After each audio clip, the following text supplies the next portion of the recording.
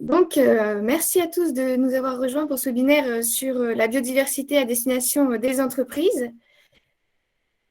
Adrien, c'est toi qui énonce les petites règles d'or du webinaire, même si je pense que là, ça y est, tout le monde est bien au point. Ouais, ça réagit déjà sur le chat, donc c'est que des gens sont déjà un peu habitués au webinaire.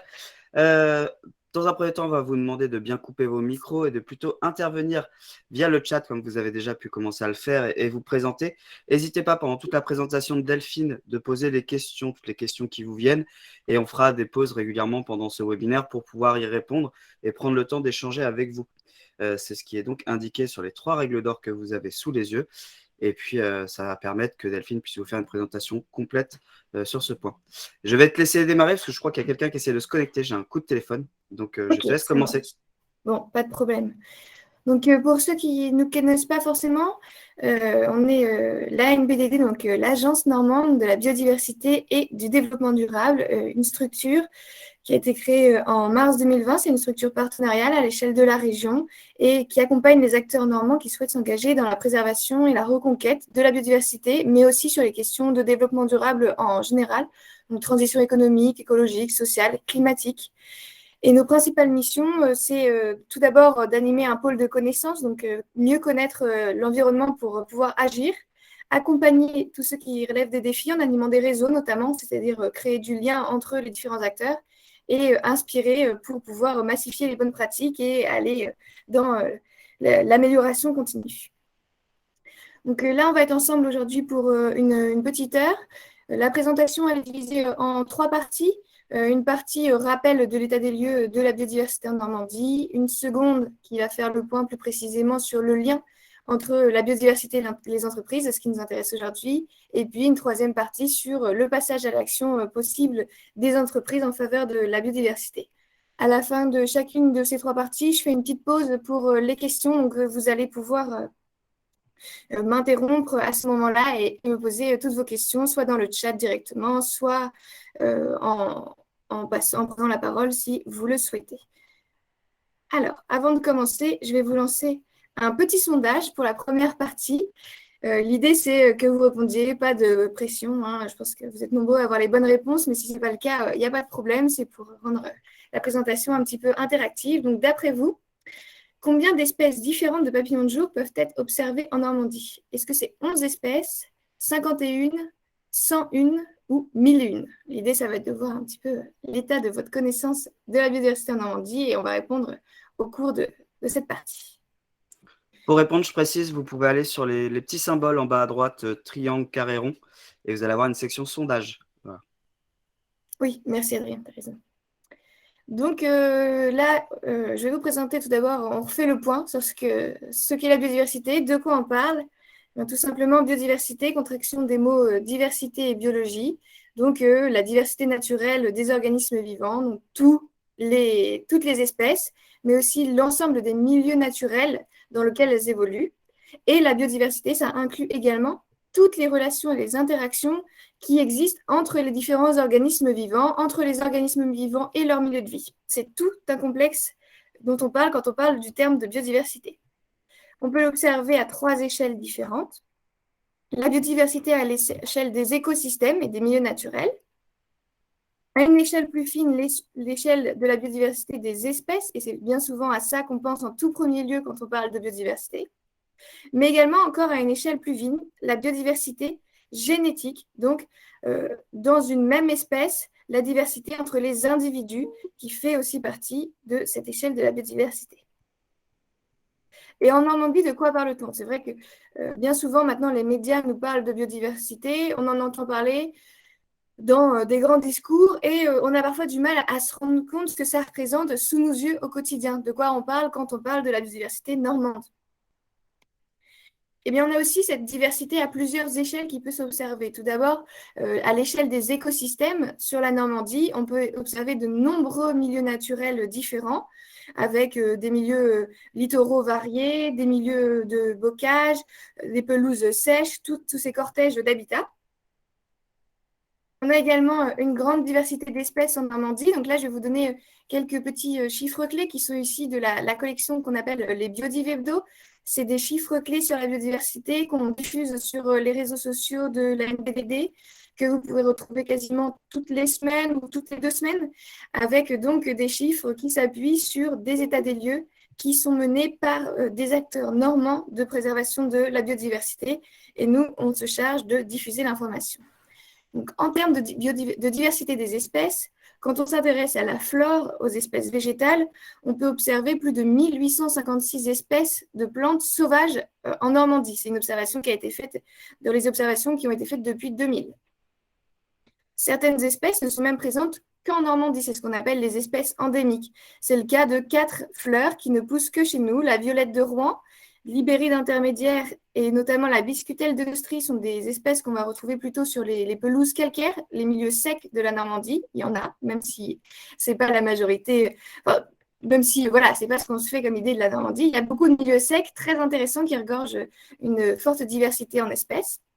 On a également le sénesson blanchâtre, qui est la 4e espèce qui ne pousse que chez nous et plutôt sur le milieu littoral. En termes de diversité d'espèces, on a également de très nombreuses espèces de mammifères, 65 espèces différentes, avec notamment une grande diversité dans ces espèces de mammifères. Et finalement, le groupe le plus représenté en Normandie, ce sont les chauves-souris, avec 20 espèces de chauves-souris différentes qui peuvent être observées sur le territoire de la région. Un grand cortège aussi d'oiseaux qui peuvent être observés sur le territoire normand, 396 espèces différentes. C'est lié notamment au fait que la Normandie est un milieu qui est propice à l'observation d'oiseaux en migration. Les amphibiens sont également bien représentés sur le territoire, 18 espèces différentes qui peuvent être observées. Parfois moins facile à observer quand on s'intéresse aux insectes normands. Il faut savoir qu'on peut observer jusqu'à 59 espèces de libellules différentes, ce qui peut être parfois un chiffre surprenant pour les non-initiés, puisque quand on reconnaît déjà la différence entre une libellule et une demoiselle, qui sont 2 espèces d'odonates différentes, on est déjà bien souvent, on a l'impression d'être allé assez loin dans la détermination quand on les voit passer, et finalement, c'est 59 espèces différentes qui peuvent être observées. Pour les papillons de jour, je ne sais pas quelle a été la réponse, Adrien, dans le sondage. Mais en tout cas, sachez qu'il y a 101 espèces de papillons de jour différentes qui peuvent être observées sur le territoire normand. Alors, c'est toi qui peux voir le résultat du sondage. Ah, c'est moi qui peux voir le résultat, excuse-moi. Alors. Eh bien, vous avez été une majorité à donner la bonne réponse, 101 papillons sur le territoire normand. Donc, vous connaissez déjà très bien la biodiversité normande. Parmi ces 101 espèces qui existent sur le territoire, il faut savoir que 7 espèces de papillons n'ont pas été revues au cours des 30 dernières années. Et ça va m'amener à vous parler notamment du contexte de la biodiversité aujourd'hui en 2021. Et pourquoi malheureusement aujourd'hui on en parle beaucoup? Eh bien, c'est parce qu'on a aujourd'hui un contexte qui est plutôt défavorable pour la biodiversité en Normandie, en général et en Normandie, ça je ne vous apprends rien. On parle aujourd'hui de la 6e extinction de masse des espèces, sachant que la 5e extinction de masse des espèces concernait la disparition des dinosaures. Donc voilà, on est aujourd'hui sur un rythme de disparition qui est 100 à 1000 fois plus rapide que le taux naturel d'extinction des espèces. En 2020, d'après l'IPBES, donc l'IPBES qui est pour la biodiversité l'équivalent du GIEC pour le climat. Ils estimaient qu'il y avait aujourd'hui 1 million d'espèces qui étaient menacées d'extinction dans le monde, donc on risquait de perdre à court terme. Avec, en plus de cela, une baisse de 60% des populations de vertébrés terrestres entre les années 70 et l'année 2014. Et donc, en plus d'avoir un nombre d'espèces qui décroît, de perdre des espèces, on a aussi des populations d'espèces en général qui se portent moins bien, donc des espèces qui sont en moins bon état de conservation. C'est lié aussi au fait que, comme on peut le voir, on a 60% des milieux naturels qui ont été dégradés par l'homme. Et donc, les causes, aujourd'hui, on les connaît bien. Il y a 5 grandes causes majeures qui portent atteinte à la biodiversité. La toute première, celle qui a l'impact le plus fort, c'est la destruction et la fragmentation des milieux naturels. La seconde, c'est la surexploitation des espèces sauvages. En troisième lieu, on voit aujourd'hui pointer son nez le changement climatique, donc qui a un effet un peu particulier puisqu'il va à la fois s'ajouter aux autres causes, les aggraver, mais donc on sait aujourd'hui que le changement climatique a un impact négatif sur la préservation de la biodiversité, mais on sait également que si la biodiversité se porte moins bien, ça va également avoir un impact négatif sur le rythme du changement climatique. On est donc aujourd'hui dans un cercle vicieux qu'il faudrait pouvoir retourner pour partir vers un cercle vertueux pour récupérer à la fois un climat en bonne santé et une biodiversité en bonne santé. Quatrième cause d'atteinte à la biodiversité, les pollutions. Il s'agisse de toutes sortes de pollutions, pollution de l'eau, des sols, de l'air, c'est pas non plus précisé, mais on peut aussi parler de pollution lumineuse, de pollution sonore. Et cinquième cause, c'est l'introduction d'espèces exotiques envahissantes. Je ne sais pas si vous connaissez tous bien ce terme, on dit aussi espèces invasives. Ce sont donc des espèces qui ont été introduites par l'homme en dehors du milieu naturel dans lequel elles poussent. On peut prendre par exemple l'exemple bien connu aujourd'hui du frelon asiatique, donc une espèce de frelon qui est originaire d'Asie, qui a été importée en Europe il y a plusieurs années de façon involontaire, puisque ces espèces exotiques envahissantes, elles sont soit apportées de façon volontaire ou involontaire par l'homme, et qui aujourd'hui se développe très bien sous nos latitudes, à tel point qu'il prend l'espace et il est aussi agressif envers d'autres espèces de pollinisateurs de notre territoire. Donc, ces espèces exotiques envahissantes, on a d'autres exemples que vous connaissez certainement aussi. Pour les végétaux, on parle souvent des arbres à papillons, de la renouée du Japon. Et pour les espèces animales, on peut parler encore des ragondins, par exemple. Et donc, en Normandie, comment on peut observer ces différents impacts? Est-ce qu'on observe toutes ces pressions? Eh bien, tout d'abord, pour ce qui est de la destruction et de la fragmentation des milieux naturels, en fait, c'est aujourd'hui, donc, je le disais, la première cause de disparition des espèces et des milieux naturels, donc atteinte à la biodiversité. Aujourd'hui, ça concerne notamment l'artificialisation. Chaque année en Normandie, on artificialise 2133 hectares. C'est une moyenne qui a été observée entre 2009 et 2017. Donc, on a une pression d'artificialisation qui est très importante, sachant que ce chiffre aujourd'hui prend en compte les constructions pour les habitations, pour les zones commerciales, mais ne prend pas en compte, par exemple, la construction de routes. C'est un chiffre qui exclut les constructions routières.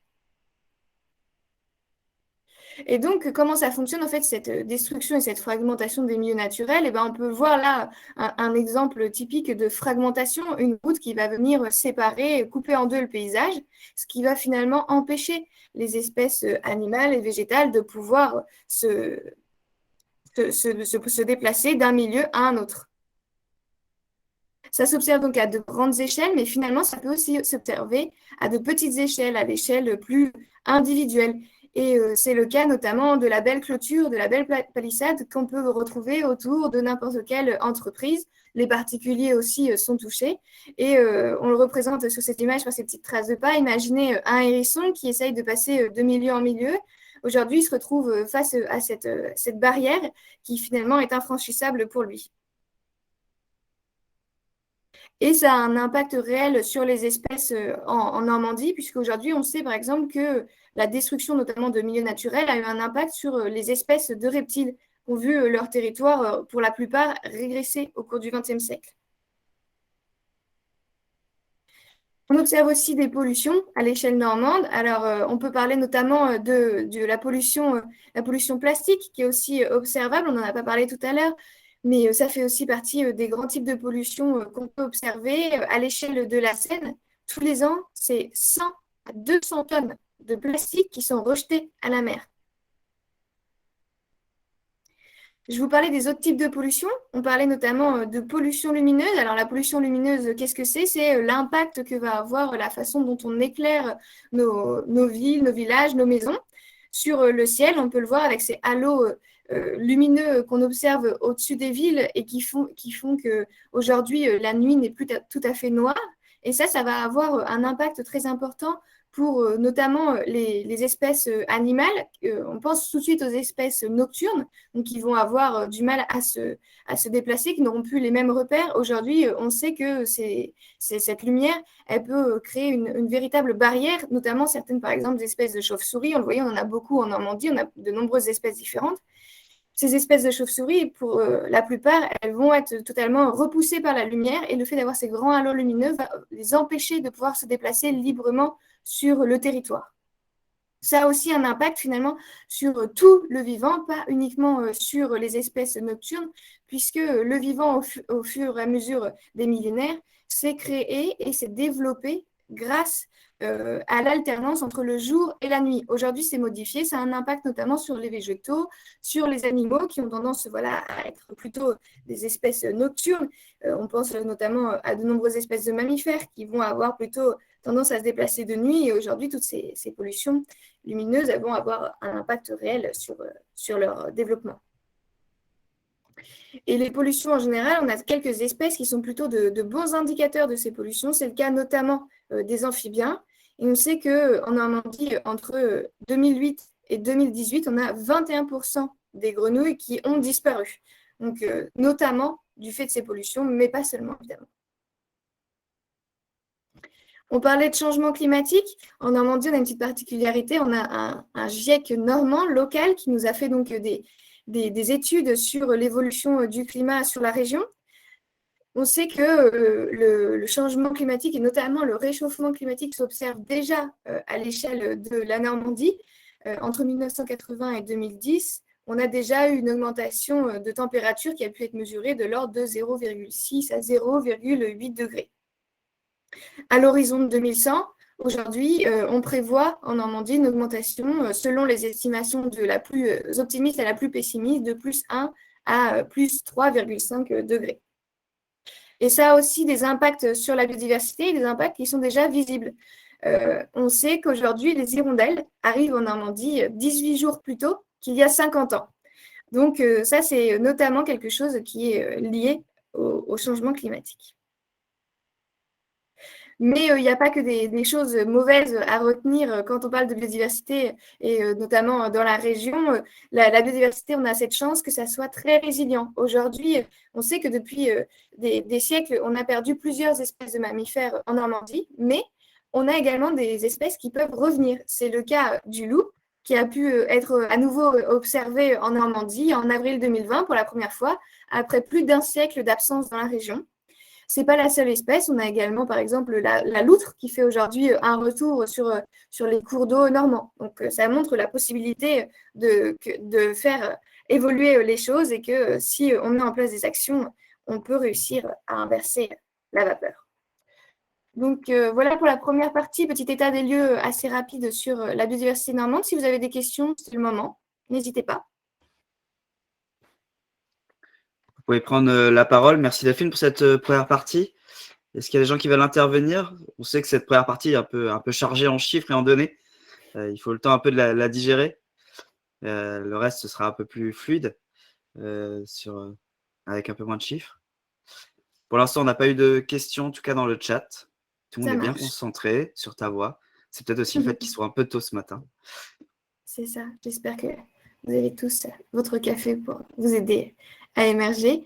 Donc, on va passer à la seconde partie. C'est ce qui va nous intéresser vraiment aujourd'hui. On rentre dans le cœur du sujet, le lien entre les entreprises et la biodiversité. Donc, je vous ai lancé un nouveau sondage pour cette seconde partie, qui est donc une petite question.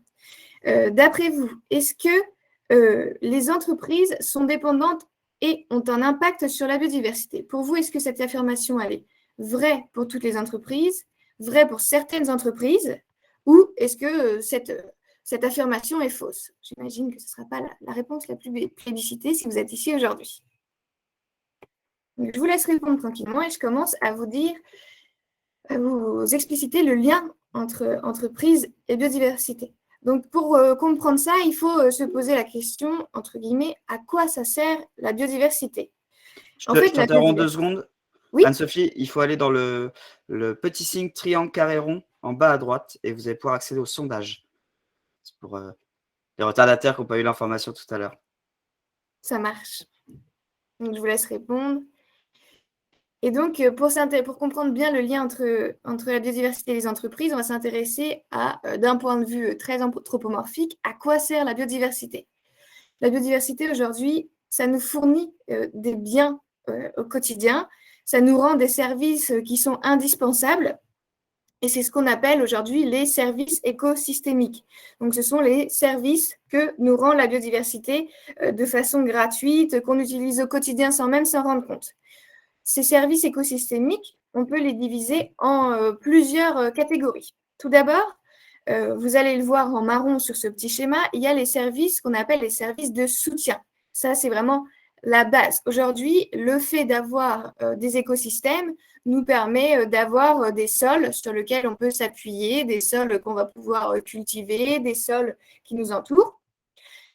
Les services de soutien, c'est également tout ce qui est indispensable au fonctionnement des écosystèmes, avec notamment les fonctions de photosynthèse, par exemple, le cycle des nutriments, qui finalement intègre très largement la biodiversité. Et ces services de soutien qui nous sont fournis par les écosystèmes vont pouvoir permettre d'accéder à tout un panel de services écosystémiques autres. Notamment, on peut regarder les services qu'on appelle les services d'approvisionnement. Donc, les services d'approvisionnement, c'est finalement le fait qu'aujourd'hui, notre alimentation provient en grande partie, voire en majorité et quasiment exclusivement, de la biodiversité. On se nourrit. On a également tout un pôle de matières premières qui sont fournies par la biodiversité. C'est le cas notamment des énergies fossiles qu'on utilise aujourd'hui. C'est le cas également de nombreuses ressources médicales qu'on utilise. De très nombreuses molécules de nos médicaments aujourd'hui nous sont fournies soit par inspiration, soit directement par la biodiversité. C'est le cas aussi il y a également un service d'approvisionnement en eau, par exemple. Enfin, voilà, tout ce qu'on consomme au quotidien. On a également des services qu'on appelle les services de régulation. Ceux-là, ils nous sont utiles dans notre vie au quotidien sans même qu'on s'en rende compte. La régulation de la qualité de l'air, la régulation du climat, le fait qu'aujourd'hui, le fait d'avoir une biodiversité en bonne santé nous permet, par exemple, en plein été, de réguler les pics de chaleur. Ça va nous permettre aussi de gérer au mieux les intempéries avec la régulation de l'eau. On sait qu'aujourd'hui, un des services écosystémiques dont on parle le plus souvent, c'est ceux qui nous sont rendus par les zones humides. Aujourd'hui, le fait d'avoir des prairies, des milieux humides qui peuvent stocker de l'eau, ça nous permet aujourd'hui de faire un vrai effet tampon et de nous protéger, notamment en cas de forte crue, en cas de période d'inondation intense. Ça nous permet aussi, ces services de régulation, c'est également la pollinisation, c'est également la modération de tous les événements extrêmes. Et notamment, là, je pense, comme on disait juste avant, là, au phénomène de crue, entre autres. Les services écosystémiques, c'est également des services culturels. Et ça, on y pense parfois un petit peu moins souvent. C'est lié au fait qu'aujourd'hui, on le sait, et la plupart des Français l'expriment régulièrement, quand on se retrouve dans la nature, eh bien, on se sent bien, on se sent dans un milieu agréable. Donc, ça joue sur la santé mentale, ça joue aussi sur la santé physique. Aujourd'hui, il y a de très nombreuses études qui le montrent. Et notamment, on l'a beaucoup entendu en cette période de pandémie. On sait qu'aujourd'hui, avoir une biodiversité en bonne santé, c'est indispensable pour avoir une bonne santé pour les humains. Et on parle du concept de One Health, une seule santé, qui finalement regroupe toutes ces notions-là.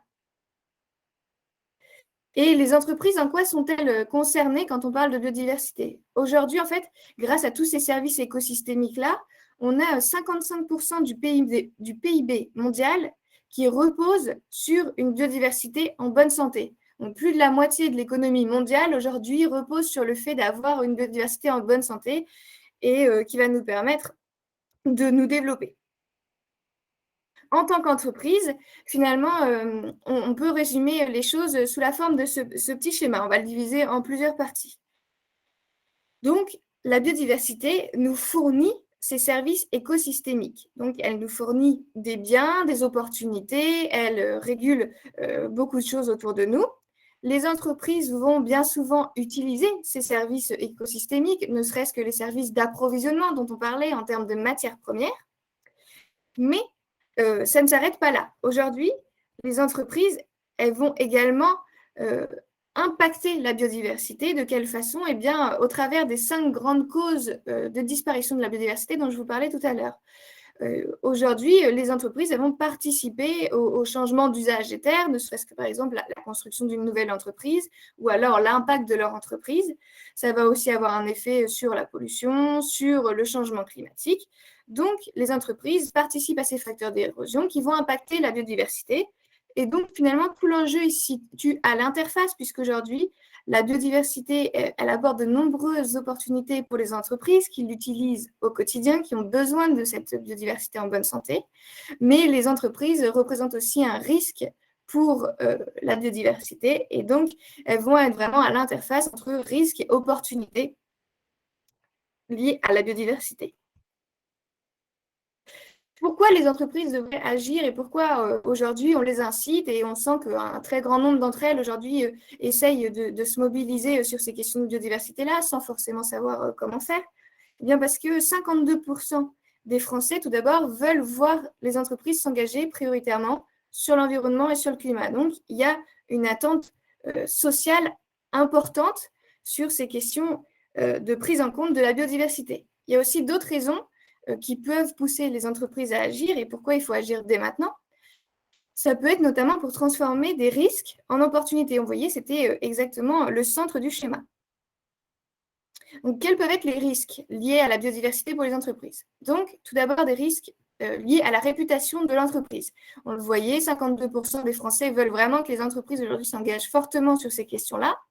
Donc, ça a une image de marque, une fidélisation des clients, c'est être au cœur aujourd'hui des préoccupations sociales des consommateurs que de se préoccuper de la biodiversité. C'est également lié aux risques financiers. On le disait, aujourd'hui, les entreprises, elles dépendent d'une biodiversité en bonne santé.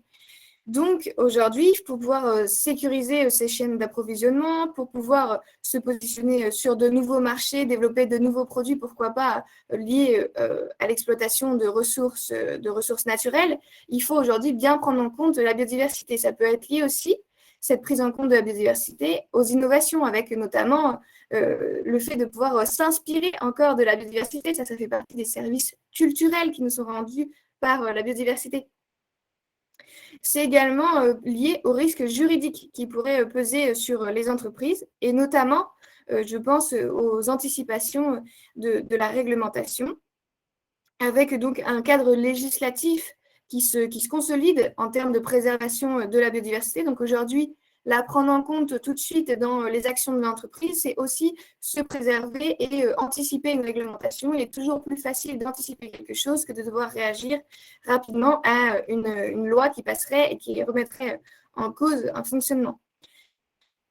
On peut notamment penser en termes d'anticipation de la réglementation à faire un petit focus notamment sur la politique qu'on appelle aujourd'hui la politique du zéro phyto, le fait de ne plus utiliser de produits phytosanitaires dans les espaces publics. Depuis 2017, les collectivités sont soumises à une loi qui s'appelle la loi Labbé, qui leur interdit d'utiliser des produits phytosanitaires sur leurs espaces publics.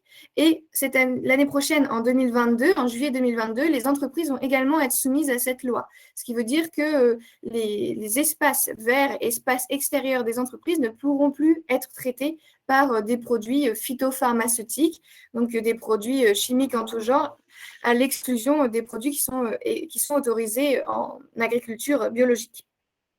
Donc, le fait d'anticiper cette loi pour les entreprises, ça va leur permettre de ne pas se retrouver le bec dans l'eau finalement quand la loi va passer et de devoir changer des pratiques très rapidement et donc se retrouver un petit peu coincé entre le marteau et l'enclume. Et pourquoi les entreprises aussi peuvent agir pour la biodiversité? Eh bien, ça joue aussi sur la qualité de vie au travail, ça joue sur la mobilisation des collaborateurs. On sait aujourd'hui que les jeunes qui sortent d'études supérieures sont plus sensibles quand même aux prises en compte de la biodiversité par les entreprises, tout comme à la prise en compte du climat. Et ça peut également permettre de s'ancrer dans le territoire, de dialoguer avec les différentes parties prenantes. Et là, notamment, ce qu'on évoque, c'est par exemple de discuter avec la collectivité, avec la mairie, avec la zone d'activité dans laquelle on se trouve. Donc voilà pour cette seconde partie. Donc, je regarde les petits résultats au sondage. Je vois que je n'ai pas eu besoin de beaucoup vous convaincre puisque vous savez déjà que les entreprises sont dépendantes et ont un impact sur la biodiversité et que c'est vrai pour chacune d'entre elles. Donc, est-ce qu'il y a des questions sur cette partie-là? Alors pour le moment, rien dans le chat, mais s'il y en a qui veulent prendre la parole, puisque pour l'instant, on n'a pas trop été interrompu par les questions, donc on a un peu de temps. Daniel veut poser une question, allez-y. Oui, bonjour. Je voulais juste vous demander la catégorisation des services que vous nous avez présentés. Est-ce que finalement c'est quelque chose interne à l'agence, à votre agence, ou est-ce que c'est quelque chose aujourd'hui de répandu? Dans la catégorisation des services écosystémiques, que ce soit donc avec les grandes catégories, soutien, approvisionnement, régulation et culturelle, ça c'est quelque chose qui est vraiment répandu. C'est une notion qui a été notamment émise par l'UICN, donc l'Union internationale de conservation de la nature. C'est également le Millennium Assessment qui l'a évoqué parmi les premiers. Donc, c'est vraiment quelque chose de reconnu à l'échelle mondiale. D'accord, ok. Merci. Eh ben, s'il n'y a pas d'autres questions, on va pouvoir avancer. De toute façon, il y aura un dernier créneau de questions à la fin de ce webinaire. Delphine, tu vas pouvoir envoyer le dernier sondage, du coup? Oui. Ça y est, c'est parti. Donc, troisième partie, ça va être plus concret dans l'opérationnel, comment les entreprises peuvent passer à l'action. Et donc, voilà, je vais vous interroger déjà pour savoir si vous pensez qu'agir pour la biodiversité quand on est une entreprise, c'est quelque chose de coûteux, de compliqué, de chronophage, ou alors c'est complexe, mais c'est accessible, ou alors est-ce que ça vous semble simple comme bonjour? Peut-être que pour certains d'entre vous, la réponse est évidente. Donc, comment les entreprises peuvent agir? Déjà, pour se lancer dans une démarche de biodiversité, on peut réfléchir en plusieurs étapes. Tout d'abord, on peut faire un diagnostic de la biodiversité. Là, on peut se placer à plusieurs échelles. On peut, pour ce diagnostic, se dire je vais évaluer mon impact sur la biodiversité sur le site de mon entreprise ou sur l'un des sites de mon entreprise, si l'entreprise comporte plusieurs sites. On peut aussi décider de réfléchir à l'impact de son entreprise sur toute sa chaîne de valeur, c'est-à-dire au travers des matières premières avec lesquelles on se fournit, du produit qu'on réalise, la façon, nos processus de fabrication, comment ils vont impacter la biodiversité et encore plus en aval, notre produit fini, une fois qu'il arrive au consommateur, est-ce qu'il pollue, est-ce que sa fin de vie est polluante? Donc un diagnostic de biodiversité qui peut se faire à plusieurs échelles. On n'est pas obligé de choisir toutes les échelles. On peut décider de se lancer, de faire un premier pas en s'intéressant d'abord, par exemple, juste à la biodiversité sur le site. Et c'est tout à fait faisable. Il faut pouvoir avoir une échelle qui est réaliste avec les capacités d'action de l'entreprise. Ensuite, on met en place, du coup, une fois qu'on a fait ce diagnostic, on sait quels sont nos impacts, on sait aussi quelles sont nos dépendances. On peut mettre en place un plan d'action.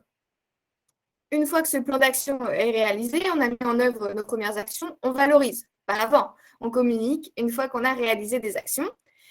Et à l'échéance, on se fixe des échéances et au bout d'un certain temps, on évalue nos actions et on revient à la première étape, on refait un diagnostic et on repart pour un nouveau plan d'action. Et comme ça, on peut mettre en œuvre de plus en plus de choses. Là, je vais vous passer une petite vidéo. Adrien, peut-être que tu vas prendre la main pour présenter une petite vidéo d'actions concrètes qu'on peut mettre en place sur la biodiversité. C'est bon.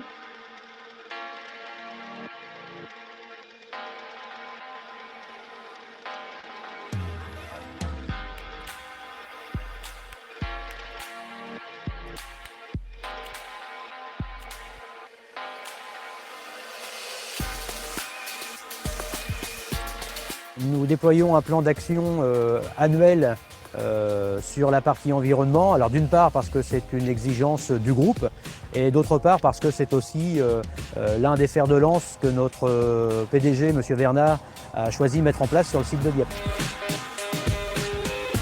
sur la partie biodiversité, on a un contrat de partenariat avec un partenaire local qui s'appelle le Groupement ornithologique normand. On travaille avec eux depuis 2013. Nous nous occupons de la gestion environnementale du site, plutôt axée sur les oiseaux. C'est notre spécialité. Concrètement, le Gaune chez nous vient faire un relevé des présences d'oiseaux sur le site tous les 3 mois.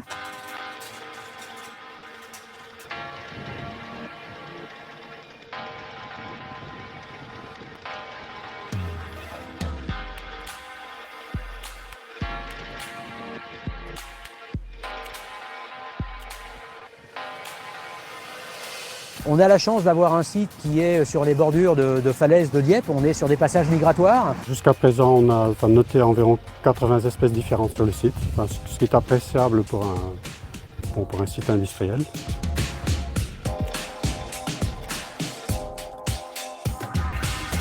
En espèces nicheurs, il y a à peu près une vingtaine d'espèces, ce qui est aussi plutôt bien pour ce type de site.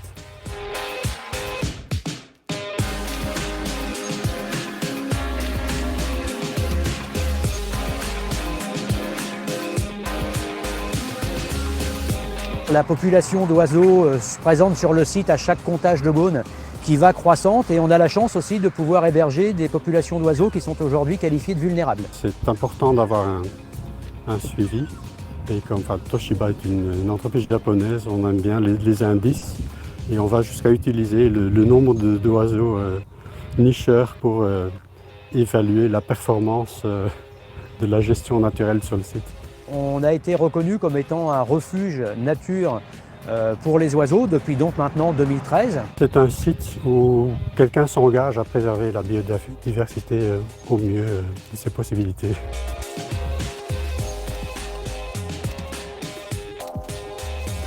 On a là, pour l'année 2019-2020 comme projet de pouvoir implanter une mare sur notre site.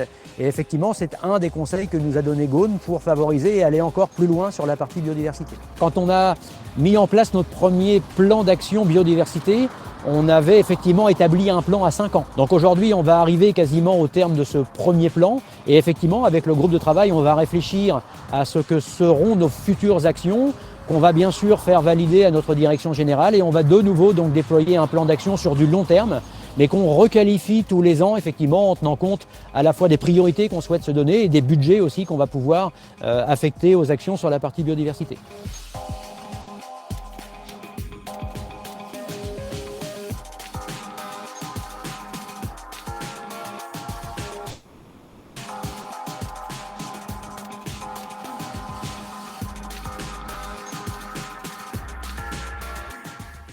N'hésitez pas à continuer à poser vos questions. Ophélie, on répondra à ta question en fin de présentation. On a des choses à répondre là-dessus. Et pour les autres, n'hésitez pas à continuer à poser des questions. Là, on est dans le cœur du sujet, donc possiblement vous avez plus de questions en tête qui vous viennent. Oui, tout à fait. Et donc, en termes d'action concrète, voilà, là, c'était l'illustration parfaite d'une entreprise qui met en place vraiment un plan d'action pour la biodiversité.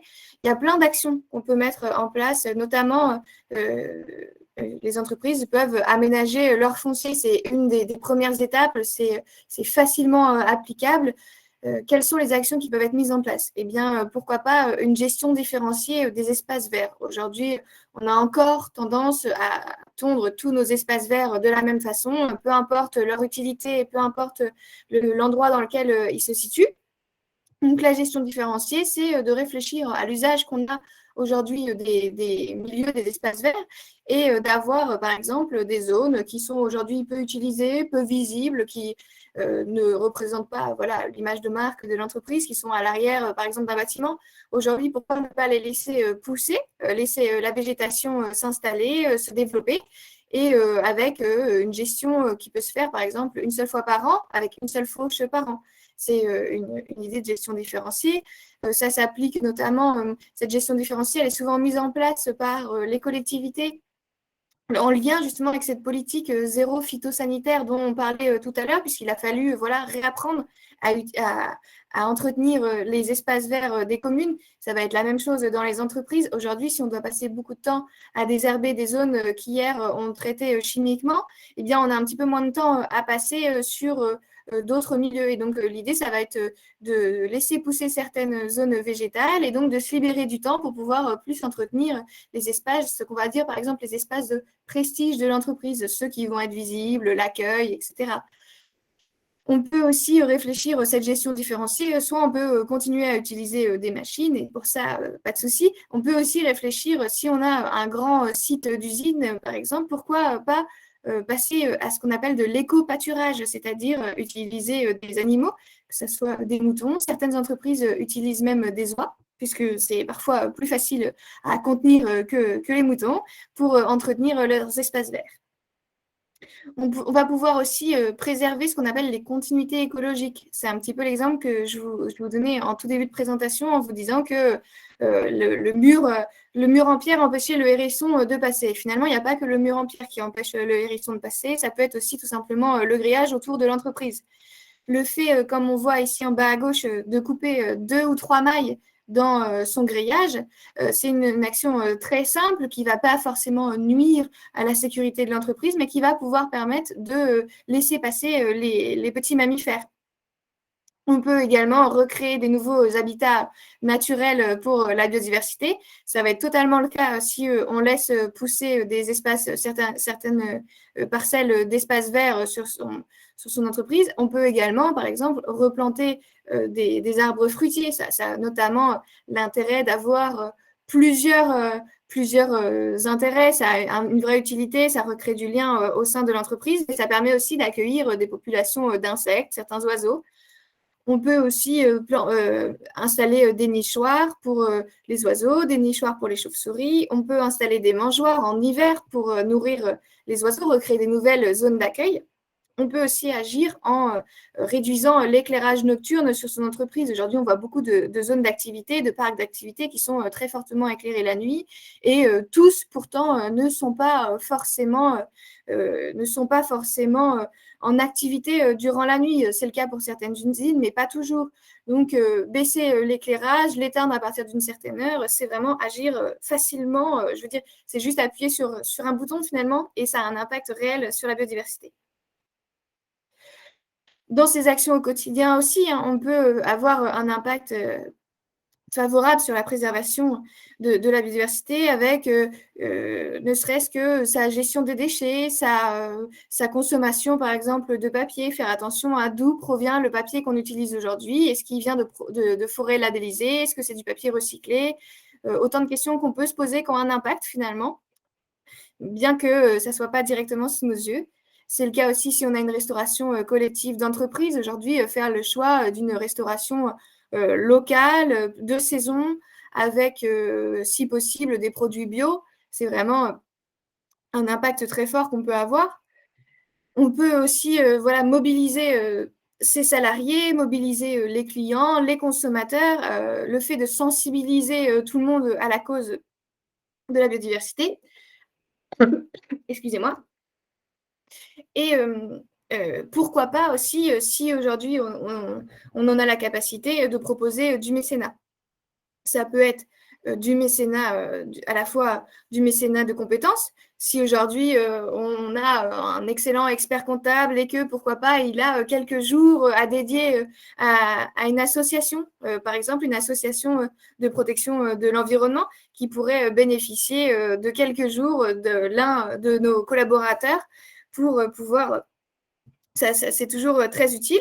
On peut aussi parler de mécénat financier et pour ça, nous, à la NBDD, on a une offre qui s'appelle Mécénaturel. Aujourd'hui, Mécénaturel, c'est un catalogue de projets. On a été solliciter les associations de protection de l'environnement, les associations naturalistes, gestionnaires d'espaces naturels pour leur demander s'ils avaient des projets sur lesquels ils auraient besoin d'un petit coup de pouce financier. C'est soit des projets qui aujourd'hui sont déjà en cours, mais qui pourraient aller plus loin avec une aide financière supplémentaire, soit des projets qui aujourd'hui sont dans les cartons et qu'on attend de pouvoir financer pour pouvoir les sortir.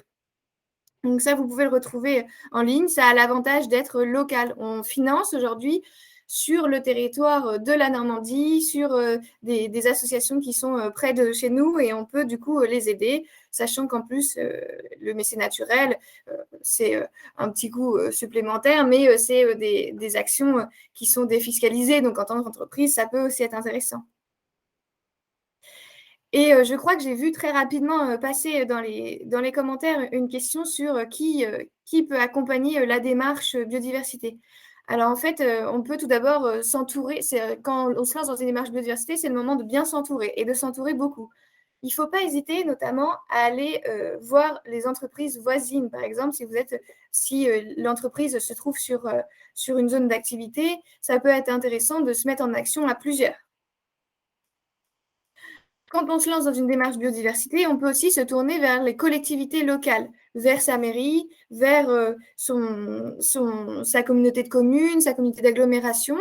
Et notamment, certaines d'entre elles sont labellisées depuis quelques années territoires engagés pour la nature. Donc ça, vous pouvez retrouver la carte, pareil, sur notre site lanbdd.fr. Des collectivités locales donc, qui mettent en œuvre des actions pour préserver l'environnement sur leur territoire. Aujourd'hui, il y a 22 communes, 7 EPCI, et la labellisation, la reconnaissance pour cette année va avoir lieu en fin d'année, et on va largement augmenter le panel des territoires engagés pour la nature en Normandie. On en est très content. Vous pouvez vous tourner donc vers vos collectivités si elles sont territoires engagés pour la nature, mais pas uniquement. Ça peut aussi se faire tout à fait avec les collectivités en général. Et aussi, il ne faut pas hésiter à s'entourer des acteurs de l'environnement régionaux et locaux. On ne les connaît pas forcément, mais il y a de très nombreuses structures qui agissent pour la préservation de l'environnement en Normandie. Il y a par exemple des parcs naturels régionaux. Si l'entreprise a la chance d'être sur le territoire d'un parc, elle peut se tourner vers lui pour être accompagnée. Ça peut être aussi le cas des CPIE, les centres permanents d'initiative pour l'environnement, qui agissent aussi localement et qui peuvent accompagner les entreprises ponctuellement. On a de très nombreuses associations environnementales, que ce soit par exemple le Conservatoire d'espaces naturels, le groupe mammalogique normand qui préserve les mammifères, le GON et la LPO qui, eux, s'intéressent plus particulièrement aux oiseaux. On a également des conservatoires botaniques en Normandie. Donc, autant d'associations, d'institutions qui peuvent accompagner la démarche. Et notamment, toutes ces structures-là, vous pouvez les retrouver, puisque ce n'est pas toujours facile de les identifier, sur notre site anbdd.fr, avec ce qu'on appelle le guide, le catalogue des acteurs. Donc, le catalogue des acteurs va vous permettre d'identifier les structures autour de votre territoire. Excusez-moi. Et enfin, pour vous accompagner, nous, on va lancer cette année une lettre thématique entreprise et biodiversité avec des actualités, avec la diffusion de ressources, notamment de ressources documentaires et autres. Donc, si vous êtes intéressé par l'inscription à la lettre thématique, je crois qu'Adrien va pouvoir vous mettre le lien dans le chat. C'est fait. Super. Et enfin, avant de terminer, quand on est en entreprise et qu'on se lance dans une démarche biodiversité, comment on peut valoriser ça? En dehors de l'intérêt que ça a déjà intrinsèquement, il ne faut pas hésiter à communiquer pour lancer un petit peu cet effet boule de neige, à voir les autres entreprises qui s'engagent autour de soi, c'est très motivant. Et il y a notamment des reconnaissances et des labels qui existent. Donc, par exemple, la reconnaissance entreprise engagée pour la nature, c'est le pendant de ce que je vous appelais tout à l'heure, les territoires engagés pour la nature. C'est une reconnaissance à l'échelle nationale dans laquelle les entreprises qui ont un plan d'action de biodiversité à laquelle elles peuvent s'inscrire. On a aussi des reconnaissances d'associations environnementales qui peuvent être connues, les refuges LPO, refuges de nature du Gone, pourquoi pas des refuges pour les chauves-souris. Et enfin, si on est plus dans la labellisation et les normes, eh bien, on peut s'intéresser notamment au label Biodiversity Progress, à la norme AFNOR qui vient de sortir cette année en 2021 relative à la biodiversité. Et enfin, valoriser sa démarche, pourquoi pas par la communication, que ce soit en interne, en externe, vers le grand public, c'est-à-dire ses clients ou autres, mais aussi vers les professionnels, les autres entreprises. Voilà, c'est terminé pour moi. On va pouvoir répondre à vos questions. Tu disais, Adrien, qu'il y en avait quelques-unes. Je crois que je Tout vais à faire fait. le sondage aussi, je vais en profiter. Profites-en. Ophélie qui revenait en début pour savoir qui solliciter pour réaliser un diagnostic biodiversité. Existe-t-il des guides ou grilles de diagnostic simples applicables directement par l'entreprise sans passer par un cabinet externe? Je crois que sur Entreprise pour la nature, on peut retrouver ce type de document, si je dis pas de bêtises. Oui, oui, oui, tout à fait.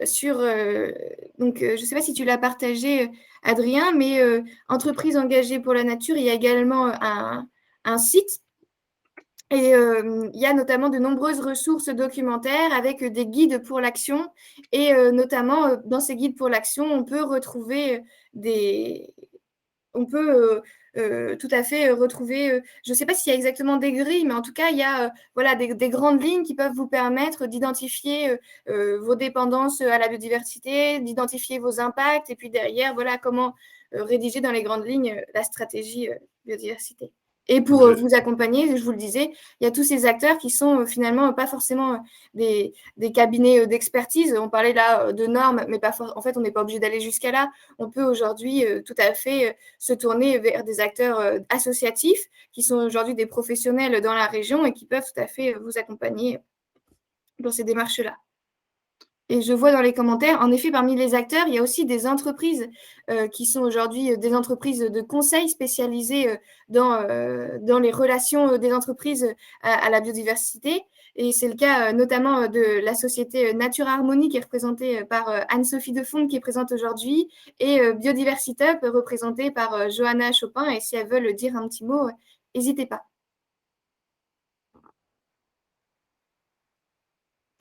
On a une autre question d'Ophélie. Message naturel existe-t-il sur d'autres territoires? Je crois que c'est issu de la région PACA, si je dis pas de bêtises, mais que c'est pas encore sur toute la France. C'est ça, hein, Delphine? Je te parle de Oui, c'est mémoire. bien ça. Oui, oui. Donc, oui, mais c'est naturel, ça existe à l'échelle régionale dans plusieurs régions, notamment la région PACA. Il y a aussi des initiatives à l'échelle nationale qui existent, notamment l'initiative Nature 2050, qui est portée entre autres par la Caisse des dépôts et consignations biodiversité. Donc, c'est une démarche qui existe. Et aujourd'hui, nous, à l'échelle de la Normandie, on commence à le décliner aussi à des échelles un petit peu plus fines. Et c'est notamment le territoire de l'agglo du Havre qui va se lancer dans une déclinaison plus fine de ce dispositif de mécénat naturel sur le territoire de l'agglo du Havre. Et en général, si vous vous tournez vers les collectivités, elles sont assez nombreuses finalement aujourd'hui à avoir ces programmes de mécénat. Donc, si vous leur faites savoir votre volonté de soutenir des projets pour l'environnement, elles peuvent vous accompagner. Je ne vois pas d'autres questions. Il y avait pas mal de compléments sur ce que tu as dit sur les différents acteurs, avec Benjamin qui parlait aussi des communes et intercoms qui sont en démarche d'Atlas de la biodiversité. Oui, tout à fait. Brigitte qui parlait aussi du réseau CCI qui accompagne exactement les entreprises en matière de RSE. Oui, on pourrait, la liste est non exhaustive, hein, on peut en citer beaucoup. Et puis, tu en as eu cité d'autres. Anne-Sophie qui veut prendre la parole. Allez-y. Oui, vous m'entendez bien? Parfait. Très bien. Ok.